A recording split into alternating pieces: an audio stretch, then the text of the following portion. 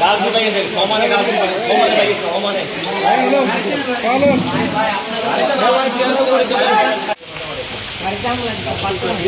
সমানে মানে কাঙ্গুর মতো মারছে সমানে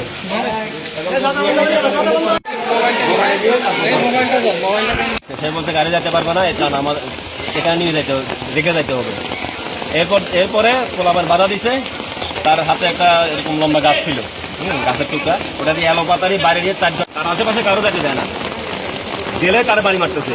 এরপর যা পালাই যাবে, ওই তবে আরেকটা গাড়ি যাওয়ার সময় স্বেচ্ছাসেবী একটা গাড়ি যাওয়ার সময় তারা গাড়ি ব্রেক করে, তারা দৌড়ানি দিয়ে তারা ধরছে। আচ্ছা, ধরছে এবং আমরা আর্মির কাছে পছন্দ করছি। আপনার নামটা, পুরো নামটা? মেহেদি হাসান রিজভী, আমি বিএম বাহিনীর স্টাফ। বিমান বাহিনীর স্টাফ। আচ্ছা, ওই ত্রাণগুলো কোথা থেকে আসছিল, যে ত্রাণগুলোতে সে করছে? ওগুলো হচ্ছে ওদিক থেকে আসতেছিল, আমরা ডিটেলস জানি না। এরা যারা আহত হয়েছে এদেরকে নিয়ে দ্রুত হাসপাতালে চলে গেছে, আমরা তাদের সাথে আর কথা বলতে পারি। হাসপাতালে আছে